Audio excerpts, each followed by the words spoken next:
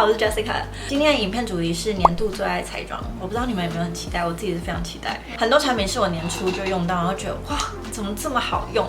但我就一直忍，到今天这一期终于可以把它放进来。今年分享的方式，我想要精简一点，真的选出那些我不能没有他们的产品，然后是我每个妆容几乎都会用到，我非常喜欢的。我觉得这样介绍起来会更有说服力。好，那我们就废话不多说，直接开始。我最近发现一个超厉害的产品，就是这款蜂蜜牛奶唇油，它是韩国的牌子。如果你是有唇纹困扰的人，你涂上去的下一秒，你的唇纹就会变隐形，而且它持久效果又超好。我现在的方法是叠在唇膏底下。如果你不喜欢这种很油的妆感的话，其实你可以当做基底，就比如说上妆前先涂一层，然后要上唇膏的时候先把它卸掉，或是单纯就是睡前当做唇油来保养也可以。它味道其实就是甜甜的糖果味，这款真的是蛮厉害的。就是大家知道我最爱兰蔻零粉感，对吧？但我今年有加一个选手，就是雅诗兰黛这款水粉底。兰蔻家著名的就是它高级的微雾光妆感，然后持妆力也很强，越出油越液越美丽的粉底，非常厉害。如果我去运动然后暴汗，它也不会出现那种白汗的情况。颜色偏黄一些，那我最近喜欢的是混合这罐水粉底，它会偏粉一点，混在一起以后就是色调刚好，妆感非常漂亮，然后有持妆力又有保湿力，然后还有一点点光泽度。对粉底的诉求应该就是这样吧，对吧？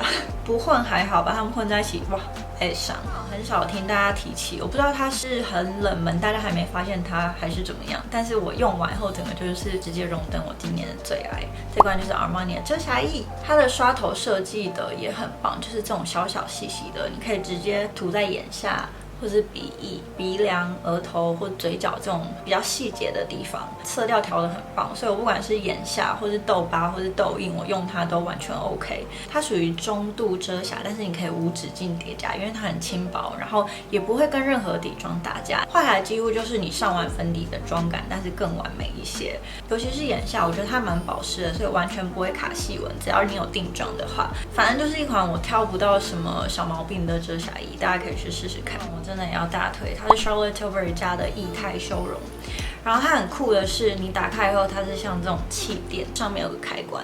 如果想要把它锁起来的时候，你就把它转到 off 这里，里面的 product 就不会浪费掉。我觉得这种很贴心的设计真的是大加分。那它色调是长这样，我觉得是介于中间很漂亮的卡色，对我们亚洲人来说也不会太橘。我推的时候，你们可以看到它跟底妆融合的非常漂亮，几乎没有界限，然后也不会破坏原本的底妆。小脸的效果非常自然，然后也带一点点温暖，晒过太阳的感觉，就是很健康的感觉了。对，而且它的体积又很小，就是比平常的修容都小很多，就很方便带在身上。这款也是今年新发现的宝藏。这罐也很厉害，我目前只收了这个粉色，就几乎跟什么妆容都很百搭的粉。像我今天的底色也有用这个先打底，你看它推开的效果，白里透红，然后非常漂亮的红晕感。叠加在底妆之上的产品，首先它一定要很轻薄，很好推匀，而且完全不能跟底妆打架，让你晕染起来才会漂亮。那这款除了以上这些优点，它非常的显色，也非常持妆，它的饱和度是几乎一整天不会减弱的那种。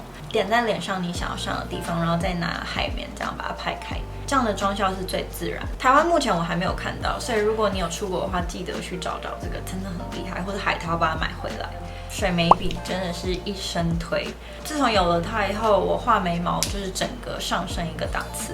它就是一支需要耐心跟练习的产品。刚上手的时候会觉得啊，怎么这么难呢？怎么画都画不好。一旦克服它以后，你就会觉得哇，没有人的眉毛可以画得跟你一样好。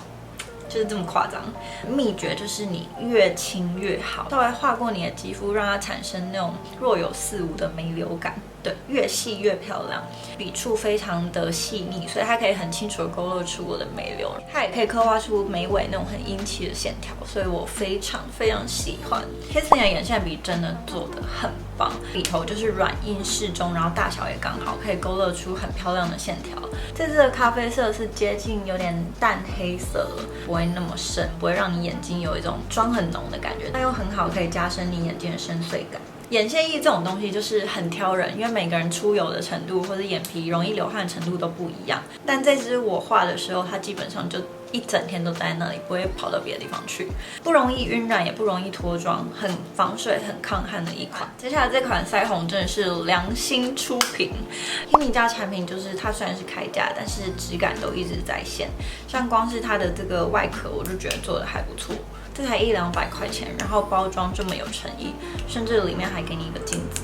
腮红的量又这么大，我这款就是粉质细、显色，然后加上又持久，所以它们是我化妆包里常会出现的选手。不管是白皮肤、黄皮肤，甚至有点健康肤色，擦这块都会超美，淡妆、浓妆都可以驾驭的那种。我记得我去年推的也是这一支，但只是色号不一样。去年颜色再稍微深一点，带一点点紫调，像这样。今年我想推的是 Armani 102，这边会更暖一点。